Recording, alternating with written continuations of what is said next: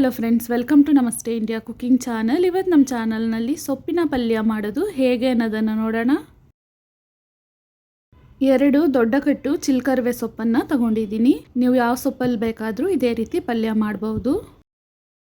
4 table spoon ನಾಟಿ ಹಳಸಂದಿ ಕಾಳನ್ನು ನೀರಲ್ಲಿ ಹಾಕಿ ರಾತ್ರಿನೇ ನೆನೆಸಿಟ್ಟಿದ್ದೀನಿ. ಎಳೆ ದಂಟು ಸಮೇತ ಸೊಪ್ಪನ್ನು ಮುರಿದುಕೊಳ್ತಾ ಇದ್ದೀನಿ. ಇದೇ ರೀತಿ ಪೂರ್ತಿ ಸೊಪ್ಪನ್ನು ಬಿಡಿಸಾದ್ಮೇಲೆ ಸಣ್ಣದಾಗಿ ಕಟ್ ಮಾಡಿ ದೊಡ್ಡ ಪಾತ್ರೆಯಲ್ಲಿ ಹಾಕಿ ನೀರನ್ನು ಸೇರಿಸಿ 3 ಬಾರಿ ಚೆನ್ನಾಗಿ ಜಾಲಿಸಿ ಒಂದು ಜರಡಿಯ ಸಹಾಯದಿಂದ ತೊಳೆದು ತಗೊಂಡಿದ್ದೀನಿ. ಹಳಸಂದಿ ಕಾಳನ್ನು ನೀರು ಚಿಟಿಕೆ ಉಪ್ಪನ್ನು ಹಾಕಿ ಬೇಯಿಸಿ ತಗೊಂಡಿದ್ದೀನಿ.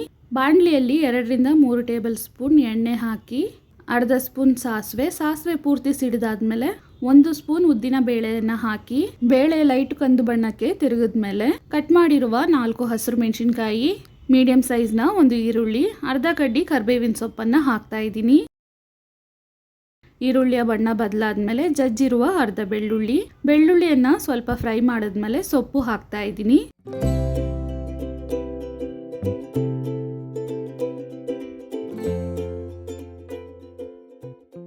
ಇದನ್ನ ಸ್ವಲ್ಪ ಬಾಡಿಸ್ಕೊಬೇಕು. ಬಾಡಿಸಾದ್ಮೇಲೆ ಸೊಪ್ಪು ಕಡಿಮೆ ಆಗುತ್ತೆ. ಕಡಿಮೆ ಆದ್ಮೇಲೆ ನೋಡಿ ಉಪ್ಪನ್ನು ಹಾಕೊಬೇಕು. ಇದಾದ್ಮೇಲೆ ಬೇಯಿಸಿರುವ ಹಳಸಂದಿ ಕಾಳು 1/4 ಸ್ಪೂನ್ಗಿಂತ ಕಡಿಮೆ ಉಪ್ಪು ಹಾಕ್ತಾ ಇದ್ದೀನಿ.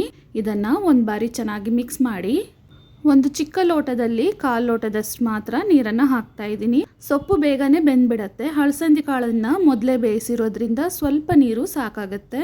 ನೋಡಿ, ಸೊಪ್ಪು ಬೆಂದಿದ ತಕ್ಷಣ ಬಣ್ಣ ಈ ರೀತಿ ಬದಲಾಗತ್ತೆ. ದಂಟನ್ನು ಹಿಡಿದು ನೋಡಬೇಕು. ನೋಡಿ ಎಷ್ಟು ಸಾಫ್ಟಾಗಿ ಬೆಂದಿದೆ. ಇದನ್ನು ಬಾಡಿಸ್ತಾ ಇದರಲ್ಲಿರುವ ನೀರಿನ ಅಂಶವನ್ನು ಪೂರ್ತಿಯಾಗಿ ಡ್ರೈ ಮಾಡ್ಕೊಬೇಕು.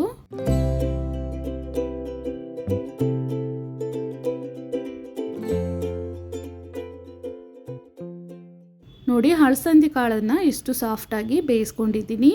ಇದಾದ್ಮೇಲೆ ತುರಿದಿರುವ ಫ್ರೆಶ್ ತೆಂಗಿನಕಾಯಿ 4 ರಿಂದ 5 ಸ್ಪೂನ್ ಅಷ್ಟು ಹಾಕ್ತಾ ಇದ್ದೀನಿ. ಇದನ್ನು ಹಾಕಿ ಒಂದು ಅರ್ಧ ನಿಮಿಷ ಬಾಡಿಸಿದ್ರೆ ಸಾಕು. ರುಚಿಯಾದ ಮತ್ತು ಆರೋಗ್ಯಕರವಾದ ಚಿಲ್ಕರವೆ ಸೊಪ್ಪಿನ ಪಲ್ಯ ಇವಾಗ ರೆಡಿಯಾಗಿದೆ. ವೀಕ್ಷಕರೇ, ಈ ವಿಡಿಯೋ ನಿಮಗೆ ಇಷ್ಟ ಆಗಿದ್ದರೆ ನಮ್ಮ ಚಾನಲನ್ನು ಲೈಕ್ ಮತ್ತು ಸಬ್ಸ್ಕ್ರೈಬ್ ಮಾಡಿ. ಧನ್ಯವಾದಗಳು.